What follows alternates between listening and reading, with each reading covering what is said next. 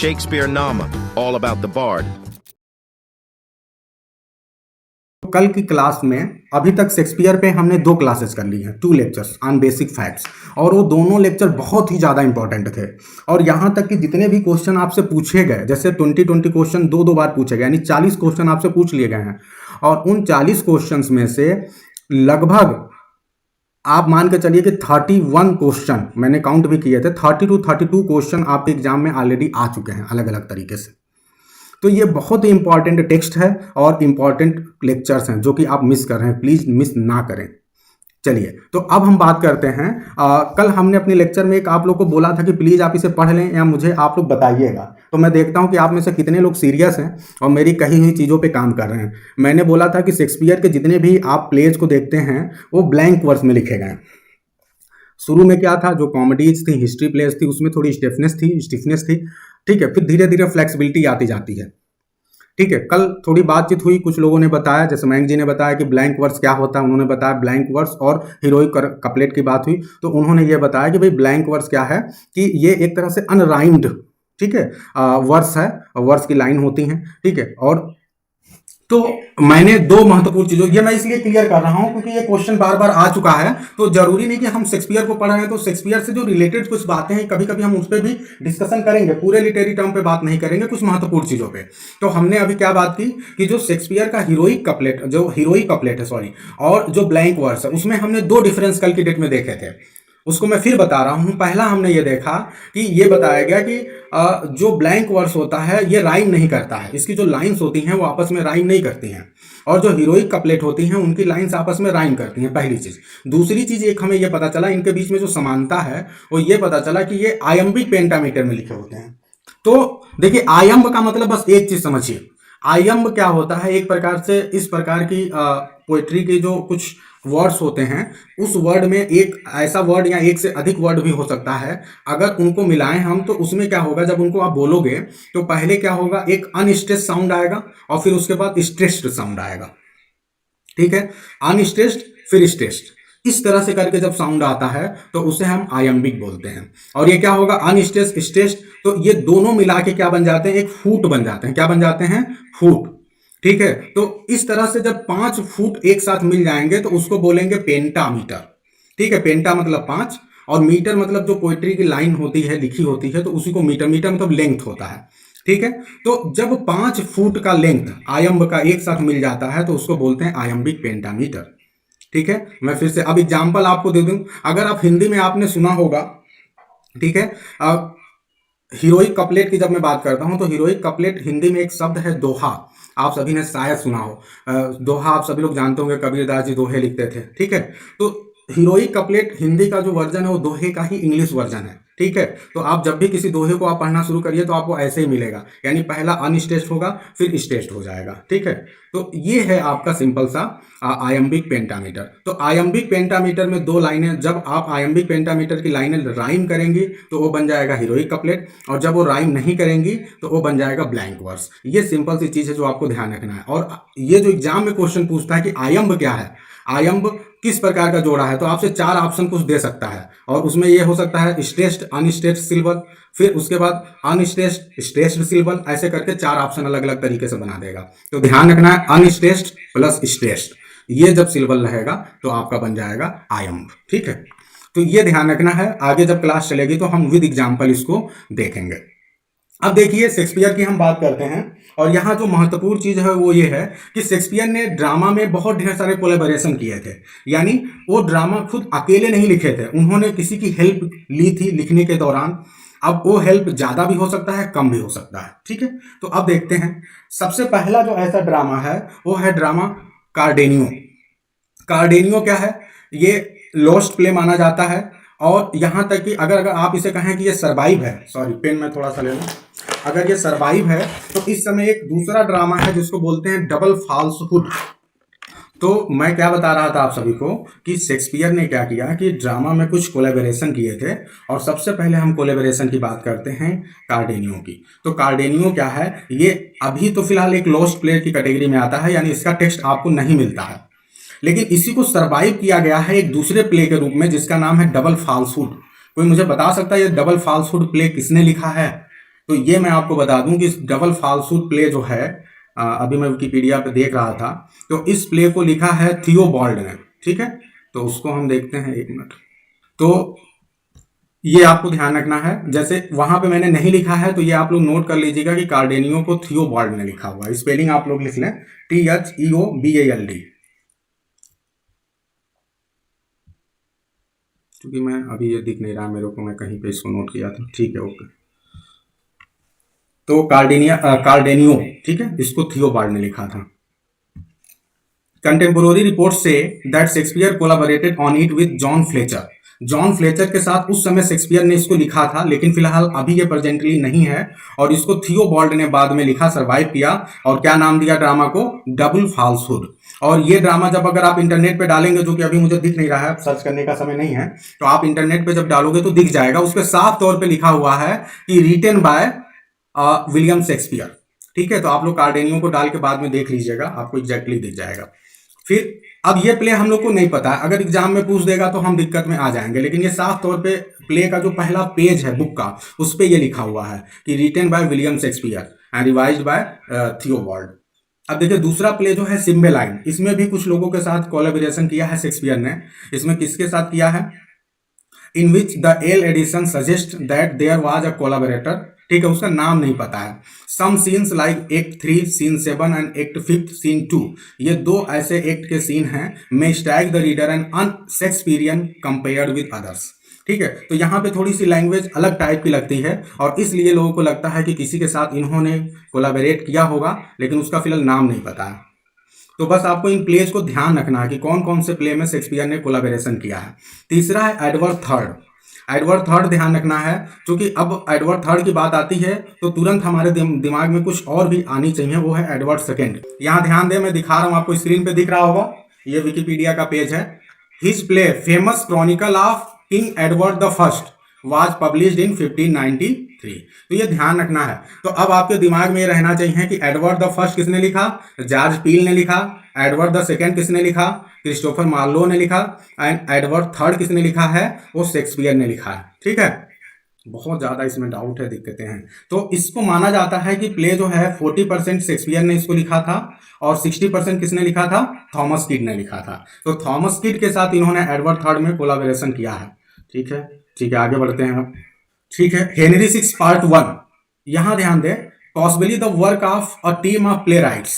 ठीक है, किसी का नाम नहीं दिया है, ये बोल रहा है कि टीम ऑफ प्ले राइट्स का ये वर्क है, which whose identities we can guess, केवल हम गेस कर सकते हैं। ठीक है, some scholars argue that Shakespeare wrote less than 20% of the text. ये इंपॉर्टेंट है कि बहुत कम इसमें शेक्सपियर ने लिखा है, और आप सभी को पता है कि ये शेक्सपियर का एकदम बिगिनिंग पीरियड था जब शेक्सपियर ने ये प्ले लिखा था, सबसे पहला फेज था।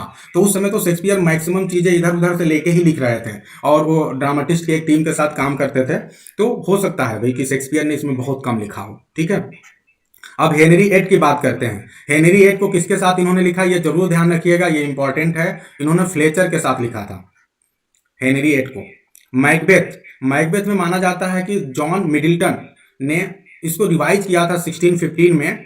ठीक है, और उसके साथ उन्होंने कुछ चीजें ऐड किया था, जैसे एक्स्ट्रा म्यूजिकल सीक्वेंस। तो ये जब मैकबेथ को पढ़ेंगे तो देखेंगे कहां पे ऐड किया गया।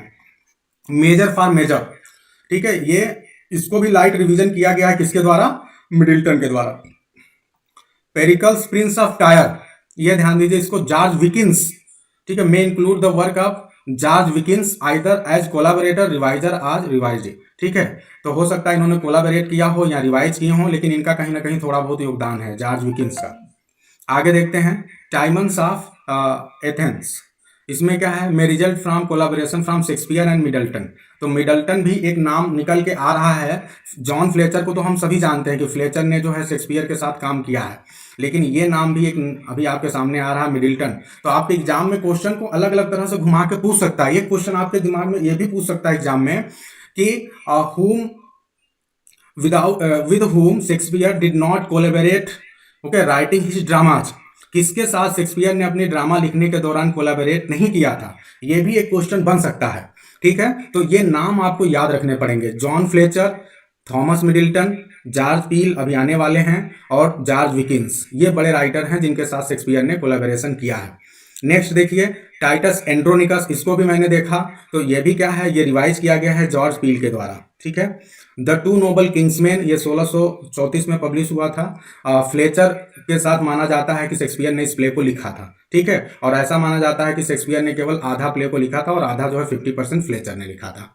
तो मेरे ख्याल से ये आप लोग को ध्यान रहेगा, इसको आप लोग नोट कर लेंगे अच्छे से। पीडीएफ तो आप लोग को शेयर ही किया जाएगा, लेकिन आपको याद रखना है इस चीज को बार बार कि भाई किसके साथ उन्होंने कोलैबोरेट किया, वो कौन से राइटर हैं। एग्जाम में हो सकता है इतना डीप न पूछे कि इस प्ले में किसके साथ किया। अक्सर एग्जाम में देखिए अगर आपसे पूछ सकता है तो फ्लेचर का ज्यादा इंपॉर्टेंट है। तो आप फ्लेचर का, आप देखिए जब आप कोई चीज पढ़ते हैं ना, तो आपको ये जानना बहुत जरूरी होता है कि हम इसमें क्या याद रखें क्या छोड़ें। तो मैं आपको वो चीजें बीच बीच में बताता रहूंगा, जैसे मैं आपको इन्फॉर्मेशन ज्यादा से ज्यादा देने की कोशिश करूंगा। तो अब लेकिन आपको ये भी बताऊंगा कि आप क्या याद रखें कम से कम। तो इस पूरे इंफॉर्मेशन में, कोलाबोरेशन वाले में, आपको ये ध्यान रखना है स्पेशली कि जॉर्ज ये फ्लेचर के साथ शेक्सपियर ने कहाँ कहाँ काम किया है, ये अक्सर पूछ सकता है, कई बार पूछा भी जा चुका है अलग अलग एग्जाम में। तो फ्लेचर को ध्यान रखना है। दूसरा चीज ये ध्यान रखना है कि इसके अलावा और किन के साथ कोलाबोरेशन किया है इन्होंने, चाहे आप प्ले का नाम याद रखें या ना रखें। तो एक क्वेश्चन यदि ये बनता है कि किसके साथ कोलैबोरेट नहीं इन्होंने किया है या किसके साथ किया है, तो भी आप इस क्वेश्चन का आंसर दे सकते हैं। तो ये दो क्वेश्चन पॉसिबली यहां से पूरा बनने के चांस रहेंगे आपके एग्जाम में। आगे बढ़ते हैं। अब देखिए ये क्वेश्चन भी कई बार पूछा जा चुका है। इसमें क्या है कि आपसे यह पूछा जा सकता है कि शेक्सपियर के वो प्ले बताइए जो अब नहीं है, इस समय उन प्लेज का कहीं पर भी परफॉर्मेंस नहीं होता है, जिनके टेक्स्ट नहीं मिलते हैं, तो उन प्ले को हम लॉस्ट प्लेज की कैटेगरी में रखते हैं। सबसे पहला प्ले कौन है, लव्स लेबर्स 1, और दूसरा कौन है, कार्डेनियन, जैसा कि मैंने ऊपर बताया उधर। तो ये दो प्ले हैं जो कि इनको स्पेशली ध्यान रखिए, इन्हीं दो प्लेज को अक्सर बोला जाता है कि ये लॉस्ट प्लेज हैं, ठीक है, तो इनको आप ध्यान रखिएगा। बस इसमें और ज्यादा कुछ नहीं बताएंगे। बस कार्डेनियो जो प्ले है, स्पेशली अगर इसके बारे में थोड़ा बहुत कुछ जानना है तो आपको ध्यान देना है कि कार्डेनियो एक्चुअली डॉन क्विक्सडोर्फ, ये एक बहुत ही फेमस प्ले है सर्वेंटस का, ठीक है, जो कि तो इनका ये बहुत ही फेमस प्ले है, और उसमें एक कैरेक्टर है कार्डेनियो, ठीक है, तो उसका एक सीन है, वहां से लिया गया है। तो बस इतना छोटी सी बात, एक जानकारी और ध्यान रखना है, ठीक है। और इसी देखिए बाद में ये बात क्लियर की गई है कि 1727 में लिविस थियोबाल्ड ने एक प्ले प्रोड्यूस किया जिसको उन्होंने नाम दिया था डबल, ठीक है, जो कि पूरा नाम डबल, एक मिनट, पूरा नाम क्या है, ऊपर अभी आपने देखा, पूरा नाम क्या है, डबल फॉल्सहुड। हाँ, तो ये ध्यान रखना है कि इसको रिवाइज किया गया था कार्डेनियो को, किसके द्वारा, लेविस थियोबाल्ड के द्वारा। और एक बात और ध्यान देना है कि अगर कोई पूछे कि ये कहां से इसका मेन सोर्स है, तो आप बोलेंगे कि सर्वेंटस के डॉन क्विक्सडोर्फ से, ठीक है, ये इसका सोर्स माना जाएगा, वहां से लिया गया इसको, ठीक है। तो अब आगे बढ़ते हैं। आपने लॉस्ट प्लेज भी देख लिया, कोलैबोरेशन किसके किसके साथ किया ये भी आपने देख लिया। कुछ और प्लेज हैं जो को माना जाता है कि शायद शेक्सपियर ने ही इनको लिखा है, वो देख लीजिए कौन कौन से प्लेज हैं। प्लेज पॉसिबली बाय शेक्सपियर, देखिए ये विकिपीडिया पे मुझे इन्फॉर्मेशन मिली थी, मुझे अच्छी इन्फॉर्मेशन लगी, इसलिए मैंने इसको ले लिया। मैं बार बार कहता हूं कि विकिपीडिया बहुत ही ज़्यादा ऑथेंटिक स्रोत नहीं है, लेकिन आज की डेट में विकिपीडिया का ही सबसे ज़्यादा लोग सहारा ले रहे हैं। और यहाँ तक कि नेट एग्जाम से लेके जितने भी एग्जाम में क्वेश्चन पूछे जा रहे हैं, आप यदि उन क्वेश्चन को सर्च करें तो विकिपीडिया पे डायरेक्टली मिल जाता है, ठीक है। तो विकिपीडिया को चाहे जितना अनऑथेंटिक माना जाए, लेकिन आप लोग एक बार विकिपीडिया से जरूर चीज़ों को पढ़ सकते हैं, क्योंकि वहाँ पे आपको बहुत सी ऐसी चीज़ें मिलेंगी जो कहीं आपको जल्दी नहीं मिलती है, आसानी से सर्च करने पे बहुत अच्छी अच्छी बुक्स में मिलती हैं।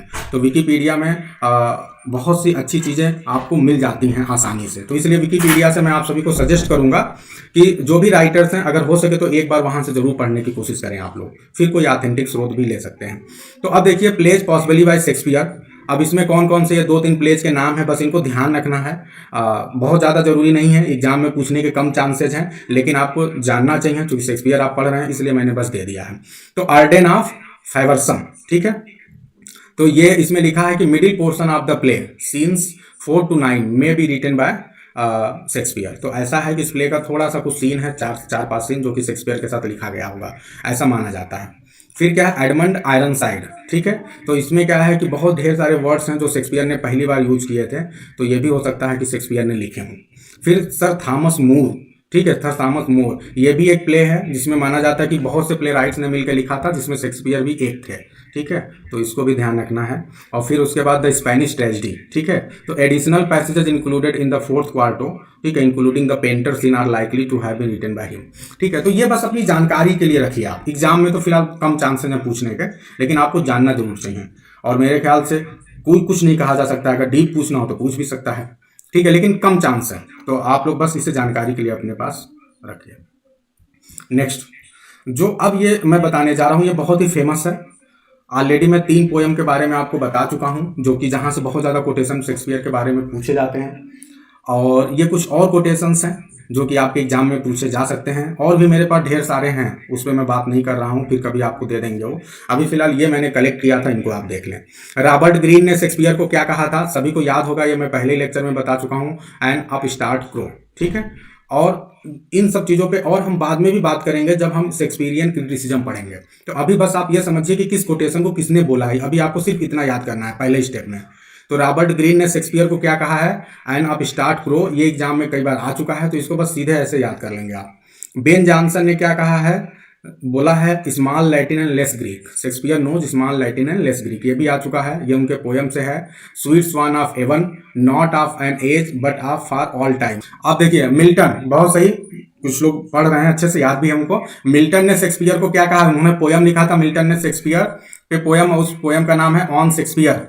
कोई मुझे बता सकता है ग्रुप से कि ऑन शेक्सपियर पोयम कब लिखा गया था, ठीक है, 1630। बहुत सही। और यह शेक्सपियर के किस फोलियो में शामिल किया गया था, सेकंड फोलियो, याद कर लीजिए, स्वीटेस्ट शेक्सपियर फैंसीज चाइल्ड, ये एग्जाम में आ चुका है, इसको आप लोग कोटेशन को भी याद कर लेंगे। नेक्स्ट, ड्राइडन, आपको सभी को पता है कि ड्राइडन शेक्सपियर का बहुत बड़ा एडमायरर था, लेकिन वो बेन जॉनसन को भी पसंद करता था। उसने एक लाइन लिखी थी, I admire Ben Jonson but I love Shakespeare. आप सभी को पता है कि बेन जॉनसन एक बहुत ही अच्छे राइटर थे शेक्सपियर के समय में, और शेक्सपियर के कंटेम्पोररी भी थे, उनको पोएट लॉरिएट भी माना जाता था, ठीक है, पोएट लॉरिएट भी थे, फर्स्ट पोएट लॉरिएट, तो ये ध्यान रखना है। फिर उसके बाद और क्या कहा है ड्राइडन ने, he was the man who of all modern and perhaps ancient poet had the largest and most comprehensive soul, ठीक है, तो ये भी ध्यान रखना है कि ये ड्राइडन ने उनके बारे में बोला है। कॉलरिज ने क्या कहा है, अवर मिराइट माइंडेड शेक्सपियर, ठीक है, तो ये भी ध्यान रखना है। जॉन रस्किन ने क्या कहा है, Shakespeare has no heroes only heroines, ये भी कई बार आपके एग्जाम में आ चुका है, तो ये ध्यान रखना है। पोप ने शेक्सपियर के लिए क्या बोला है, इफ एनी ऑथर डिजर्व, ये डिजर्व्स हो जाएगा, deserve the name of an original it was Shakespeare. तो इनके प्रशंसा देखिए शुरू से लेके, जैसे कैसे इनके कंटेम्पोररी हैं बेन जॉनसन, फिर आप आगे आते जाइए, रेस्टोरेशन एज में आइए, प्यूरिटन एज में मिल्टन, फिर रेस्टोरेशन एज में ड्राइडन, रोमांटिक एज में आप आ रहे हैं तो कॉलरिज, शेक्सपियर, फिर उसके बाद से विक्टोरियन एज में जॉन रस्किन, तो इनके सब तरफ फॉलोवर हैं, हर एज में, हर एज का जो बड़ा राइटर है, पोएट है, वो इनकी तारीफ करता ही है। Hazlitt, his plays alone are proper expression of the passions, not description of them. His characters are real beings of flesh and blood. They speak like men, not like author. ये बहुत बड़ी बात इन्होंने कहा, ठीक है। तो मतलब ये बताना चाह रहे हैं हैजलिट की रियलिस्टिक टच है शेक्सपियर के प्लेज में, ठीक है। ऐसा नहीं लगता है कि ये कोई मूवी चल रही है या कोई ऑथर अपनी बात कह रहा है, बल्कि ये इतना रियलिस्टिक लगता है कि हमारे सामने कोई पर्सन हमें कोई चीज बता रहा है। डॉक्टर जॉनसन, जब मैं डॉक्टर जॉनसन बोलूंगा तो आप लोग क्या समझेंगे, कोई फुल नेम बता सकता है? Samuel Johnson, doctor Samuel Johnson, ठीक है। और आपको पता है कि एक और है बेन जॉनसन, तो कंफ्यूज नहीं होना है। तो his tragedy seems to be skill, his comedy to be instinct, ठीक है। तो इन सब पे, जैसे ये जो भी स्टेटमेंट आप देख रहे हैं, बिल्कुल भी परेशान मत होइए, इस पे आपकी एक अलग क्लास चलने वाली है, जिस क्लास का नाम है शेक्सपियरियन क्रिटिसिज्म। इस पे कम से कम 2 या 3 क्लास चलेगी, जिसमें हम शुरू से ये सारे जितने भी स्टेटमेंट हैं उनको बारी बारी लेंगे और उसको बहुत अच्छे से एक्सप्लेन करेंगे। अभी आप इनको रटिए, चूंकि एग्जाम में आपसे एक्सप्लेनेशन नहीं मांगता है, सिर्फ डायरेक्ट पूछेगा कि ये किसने कहा, ठीक है। वॉल्टेयर, वॉल्टेयर समझते हैं आप लोग, बताइए कहाँ के, किस कंट्री के राइटर हैं वॉल्टेयर? ये फ्रेंच राइटर हैं, और इन्होंने शेक्सपियर के बारे में लिखा है कि a drunken savage with some imagination. तो ये बताइए भाई, तारीफ है कि क्या है? हाँ, ये क्रिटिसिज्म है, क्रिटिसिज्म, निगेटिव क्रिटिसिज्म, मतलब क्रिटिसाइज कर रहे हैं। इन्होंने उनको सेवेज बता दिया और कह रहे हैं कि बहुत कम इमेजिनेशन है, क्रिएटिविटी तो कुछ है ही नहीं, केवल दूसरों को कॉपी करता था, ठीक है। तो वॉल्टेयर साहब इनके क्या हो गए, बैड क्रिटिक हो गए। अभी हम देखेंगे कि कौन कौन ऐसे हैं जो शेक्सपियर को हेट करते हैं, ऐसे ऐसे स्टेटमेंट देते हैं जिनसे उनका हेट्रेड नजर आता है, और कौन ऐसे हैं जो शेक्सपियर को लव करते हैं, ठीक है, वो भी अभी हम देखेंगे। W.J. लॉन्ग, जिन्होंने बुक लिखा हिस्ट्री ऑफ इंग्लिश लिटरेचर, उन्होंने लिखा है कि in a word he is a universal poet. तो ये आपने देखा कि इनके बारे में अलग अलग लोगों ने क्या कहा। अब हम उन लोगों के रिएक्शन को देखने वाले हैं कि जो कि शेक्सपियर को या तो बहुत ज्यादा डिसलाइक करते हैं या बहुत ज्यादा लाइक करते हैं। देखते हैं कौन कौन से लोग हैं। क्योंकि आपके एग्जाम में ये भी क्वेश्चन पूछ सकता है कि who among the following okay love Shakespeare या हेट शेक्सपियर, ठीक है, थ्रू हिज पीसेस, कुछ भी पूछ सकता है, तो आप इसके लिए रेडी रहें। देखिए फेमस शेक्सपियर हेटर्स, ये मैंने भाई बहुत अच्छे से कलेक्शन किया है, आपको सब जगह नहीं मिलेगा, किसी टीचर के भी लेक्चर में नहीं मिलेगा, ये मैंने कलेक्ट किया है, तो ये आपके सामने अभी है। फेमस शेक्सपियर हेटर्स की जब बात करते हैं तो सबसे पहले नंबर पे रॉबर्ट ग्रीन आते हैं, जिन्होंने इनको क्या बोला है, एन अपस्टार्ट क्रो। ये बहुत नाराज थे, आप सभी को रीजन पता है, क्योंकि ये लोग बहुत पढ़े लिखे थे और पढ़ने लिखने के बाद भी बहुत अच्छा नहीं कर पा रहे थे। शेक्सपियर बहुत कम पढ़े लिखे थे, फिर भी वो बहुत ही फेमस हो गए थे, तो इसलिए नाराज थे। फिर आगे बढ़ते हैं, critic and famous writer Samuel Pepys, ठीक है। सैमुअल पेपीज का नाम यदि आपने इंग्लिश लिटरेचर के स्टूडेंट है तो जरूर सुना होगा। बताइए सैमुअल पेपीज क्या थे? अगर हम बोले, जैसे आप लोग जॉनर की बात करते हैं ना, तो ड्रामा होता है, पोइट्री होता है, ऐसे ये डायरी राइटर थे, यानी ये डायरी लिखा करते थे, ठीक है। डायरी भी एक प्रकार की जॉनर है, ठीक है। तो डायरी में क्या होता है कि राइटर जो भी डायरी लिखने वाला होता है वो डेट वाइज, टाइम वाइज जो है, आप लोग अगर 6, 7, 8 में सीबीएसई बोर्ड में फिलहाल है डायरी राइटिंग, तो उसमें बताया जाता है कि डायरी कैसे लिखा जाता है, तो मैंने पढ़ाई थी तो देखी थी। तो उसमें क्या होता है कि राइटर जो भी होता है वो एक डेट डालता है, ठीक है, और टाइमिंग डालेगा, डेट डालेगा, डे डालेगा, ठीक है। उसके बाद से कुछ नाम देता है, अपनी डायरी को कुछ नाम भी दे सकता है, डियर डायरी, डियर कुछ भी है, और फिर उसके बाद वो जो भी घटना होगी उसके बारे में लिखेगा। फिर उसके बाद जब अगली कोई घटना लिखनी होगी तो फिर उसमें डेट, टाइम डालेगा और फिर लिखेगा। तो इस तरह से डायरी लिखी जाती है। चलिए, फ्रेंच फिलोसफर वॉल्टेयर, जो कि हमने अभी देखा थोड़ी देर पहले, उन्होंने क्या बोला था शेक्सपियर को? ड्रंकन सेवेज, ठीक है, और ग्रेट फूल बोला था शेक्सपियर को। तो ये इन्होंने बहुत भाई नाराज थे, ये पता नहीं क्यों नाराज थे, हम लोग को तो नहीं पता है, लेकिन हर व्यक्ति की नाराजगी के अपने अपने कारण हो सकते हैं। फिलहाल इन्होंने जैसा कहा ऐसे तो शेक्सपियर बिल्कुल भी नहीं थे, हैं, लेकिन ठीक है भाई, इन लोगों ने कहा है तो हमें जानना है। अच्छा, अब नेक्स्ट देखते हैं कौन शेक्सपियर की अच्छा एक और हेटर्स थे, तो हाँ ठीक है, हेटर्स आप जान गए, तो लवर्स तो आप जानते ही हैं, उसको जानने की जरूरत है नहीं, क्योंकि जितने भी तारीफ में लोगों ने ज़्यादा लिखे हैं, हेट में बस कुछ ही लोग हैं जिनको मैंने बता दिया आपको। अब आप ध्यान दीजिए, ये भी आपके एग्जाम का अच्छा क्वेश्चन हो सकता है, famous actors of Shakespeare time.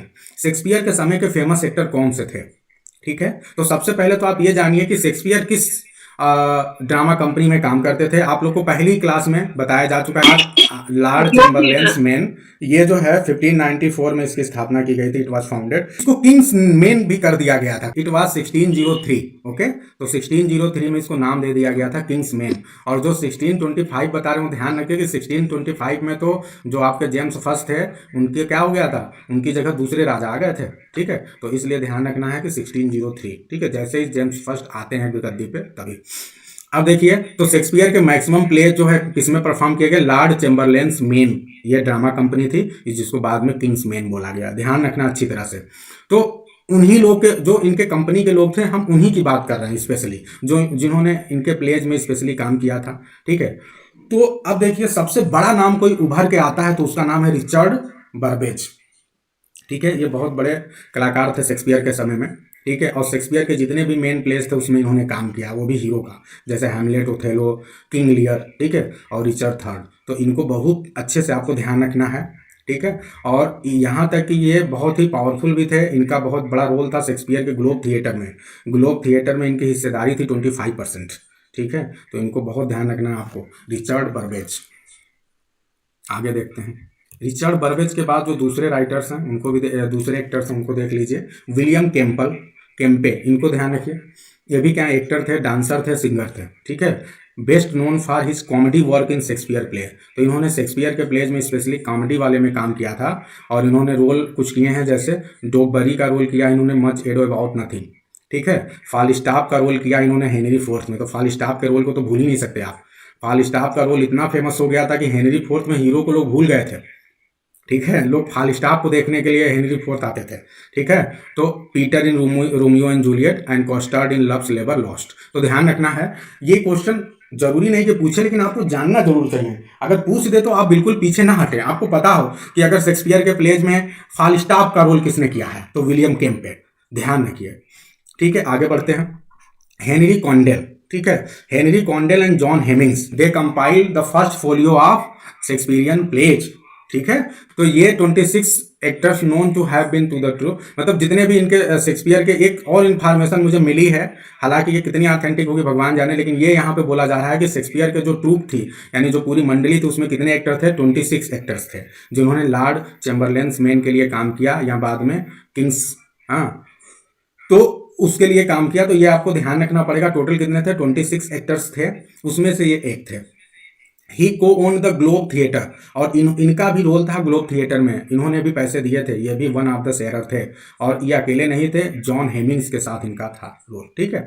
इसके अलावा और भी ये कुछ काम करते थे। क्या करते थे, edit and publish Shakespeare first folio, जो कि आपने देख ही लिया है। शेक्सपियर के टाइम में शेक्सपियर के प्लेज को भी एडिट करने का काम करते थे, इसीलिए बाद में कंपाइलेशन का काम भी इन्हीं दोनों लोगों ने किया, ठीक है। दूसरे कौन है, जॉन हेमिंग्स, ये भी वन ऑफ द एक्टर थे, ठीक है। कैंडल के साथ मिलकर इन्होंने ग्लोब थिएटर में, ये भी इनका शेयर था, और साथ ही साथ पब्लिश करने में, एडिट करने में शेक्सपियर के वर्क्स का इनका भी बहुत बड़ा रोल रहा है। तो ये चारों वास्तव में बहुत ही इंपॉर्टेंट, बहुत ही ज़्यादा इंपॉर्टेंट थे। जैसे मेरे पास तो पूरी लिस्ट थी, लेकिन मैंने सिर्फ इन चारों को लिया, क्योंकि ये चारों को आपको जानना जरूरी है, जरूर जानिए इनको, ठीक है। अब ये एक इतनी महत्वपूर्ण चीज़ है कि आप में से जो कोई बता देगा तो मैं खुश हो जाऊंगा, मेरा दिल खुश हो जाएगा। ये शेक्सपियर का एपिटैफ है। आप सभी को पता है कि जितने भी बड़े राइटर हैं, उन्होंने अपने मरने के पहले ही सोच लिया कि उनके टॉम्ब पे क्या लिखा जाएगा। आप सभी को पता है, जब कोई मर जाता है तो इंग्लैंड में, तो स्पेशली क्रिश्चियन में, जो रिलीजन में दफनाया जाता है, तो दफनाने के बाद उस जहाँ पे दफनाया जाता है उसके ऊपर एक टॉम्ब बनाया जाता है, और टॉम्ब पे कुछ लिखा जाता है उसके नाम के अलावा। तो शेक्सपियर के टॉम्ब पे ये लिखा हुआ था। मैंने, जैसे आपके एग्जाम में भी क्वेश्चन आ चुका है, ये मैं बता दे रहा हूँ, ये टीजीटी पीजीटी में कई बार ये क्वेश्चन आ चुका है कि what was written on Shakespeare's tomb, ठीक है, या ये लाइन किसने कही है, ठीक है। तो ये अच्छी तरह से ध्यान रखिएगा। इसमें थोड़ा सा हमको एक मिस्टेक लग रहा था, इसको आप लोग ध्यान रख लें। ये हो सकता है कि मतलब ये भी सही हो, लेकिन जो एग्जैक्ट मीनिंग दे रहा है उसके हिसाब से यहाँ मुझे थोड़ी सी चेंज लग रही है, तो देख लें। मैं बोल रहा हूँ, आप लोग अपनी कॉपी में लिखेंगे और करेक्ट करेंगे। Good friends for Jesus sake forbear, यहां तक सही है। टू डिग द डस्ट, यहां पे जहां डस्ट है ना, यहां पे आप लिख लें बोन्स। क्या लिख लें, बोन्स। तो क्या हो जाएगा, to dig the bones enclosed here. Blessed, ठीक है, जो शेक्सपियर की लैंग्वेज में ये ऐसे लिखा था, BLEST, तो blessed. Be the man that spares these stones and cursed be that moves my bones. अब सही है that. Good friends for Jesus sake forbear, यानी यहाँ शेक्सपियर कहते हैं कि जितने भी, मतलब जो आप कह लीजिए, लोगों से एक रिक्वेस्ट करते हैं कि प्लीज जीसस के लिए, मेरे अच्छे दोस्तों, क्या करना है आपको, to dig the dust enclosed here. अगर डस्ट माने तो ये कह रहे हैं कि जो डस्ट है, जैसे उस समय एक प्रथा थी, आपको बता दें कि जैसे कोई व्यक्ति की डेथ हो जाती है, तो डेथ हो जाने के बाद क्या होता है कि उसको कहीं दफनाया जाता है। लेकिन अगर सपोज करिए कि अगर जगह ही नहीं है, जो आपकी क्रीमेटरी है वहां पे जगह ही नहीं है, तो फिर क्या करेंगे। तो वो लोग क्या करते थे कि बहुत पुरानी जो पड़ी हुई चीजें हैं, जैसे बहुत दिनों से दफनाया है, तो जो बोन सब केवल बचेगा और तो कुछ बचेगा नहीं, तो क्या करते थे वो लोग कि वहां से बोन्स को निकाल देते थे, उस टॉम्ब के नीचे से बोन्स को निकाल के उस जगह को खाली कर दिया जाता था, और वहां पे किसी दूसरे पर्सन को फिर वहां पे दफना दिया जाता था। ऐसा मतलब कस्टम था कि एक समय के बाद जब ज़्यादा दिन हो गया तो उस जगह से उस व्यक्ति के टॉम्ब को हटा के, उसके नीचे के बोन्स को हटा के फिर किसी दूसरे व्यक्ति के लिए जगह बनाया जाता था। तो शेक्सपियर ये कहना चाहते हैं कि प्लीज मेरे प्यारे दोस्तों, जीसस के लिए ऐसा मत करिएगा। क्या मत करिएगा, जैसा कि आप लोग करते हैं कि बोन्स को आप लोग निकाल देते हैं। अब बोन्स को आप डस्ट समझ लीजिए, जो टॉम्ब के नीचे होती है आप लोग उसे निकाल देते हैं और दूसरे के लिए प्लेस बनाते हैं, ठीक है। तो आपको करना क्या है, blessed be the man that spares these stones. तो ये कह रहे हैं कि ऐसे लोगों को मेरी तरफ से बहुत ही ब्लेसिंग होगी, हाँ, कि यदि वो स्पेयर कर देते हैं यानी बोन्स को नहीं निकालते हैं, वहां के जो स्टोन्स हैं, जो कि टॉम्ब है, उसको नहीं हटाते हैं, ठीक है। यदि आप ऐसा करते हैं तो मेरी तरफ से ब्लेसिंग होगी, वो मैं उसके लिए वेल विशेष रखता हूं। और साथ ही साथ यदि ऐसा कोई करता है तो क्या होगा, and cursed be that moves my bones, यानी जब एक बार मुझे दफना दिया जाए, ठीक है, तो अगर आप में से कोई भी पर्सन अगर इस तरह से काम करे कि वो भी जैसे दूसरों के साथ करता आया है कि उसके बोन्स को हटा देता है, उसके टॉम्ब को हटा देता है, ठीक है, तो फिर क्या होगा, उसे मैं अपनी तरफ से, ऐसा व्यक्ति कर्ज्ड हो जाएगा, यानी मेरी तरफ से उसको कर्ज लगेगी, हाई लगेगी। ये बस कहने का मतलब, यानी शेक्सपियर की ये इच्छा थी कि जब एक बार मुझे दफना दिया जाए तो फिर वहां से मेरी हड्डियों को, मेरे बोन्स को बाहर न निकाला जाए, मेरे टॉम्ब को न हटाया जाए, यानी आप फाइनली कुछ शब्दों में कह सकते हैं कि शेक्सपियर ये चाहते थे कि उनको हमेशा के लिए याद रखा जाए, ठीक है, और इसलिए उनके टॉम्ब को, उनके जो भी जहाँ उनको दफन किया गया है वहाँ से बिल्कुल भी उनको छेड़खानी ना किया जाए। ये इस पूरे एपिटैफ का मतलब है। I think that it is clear to everyone. अब यहाँ पे मयंक जी, डस्ट भी हो सकता है, क्या लग रहा है आपको? To dig the dust enclosed here. Dust, अगर भाई बोन्स ठीक है, मतलब उसके नीचे जो भी है स्टोन है, टॉम्ब है, उसके नीचे से डस्ट को मत हटाओ, तो डस्ट भी हो सकता है, ठीक है। लेकिन बोन्स भी मुझे कई जगहों पे मिला मुझे, और मुझे लगा कि बोन्स ज्यादा यहाँ पे अच्छी मीनिंग देगा, ठीक है, तो इसलिए मैं बोन्स करवा रहा हूँ, ठीक है। तो उम्मीद है कि क्लास अच्छे से हो गई। मैं सोच रहा था आधे घंटे पढ़ाऊंगा, लेकिन ऐसे ही मेरी क्लास चल जाती है, लगभग 1 घंटे हो ही गई। तो आप सभी को क्लास पसंद आई होगी।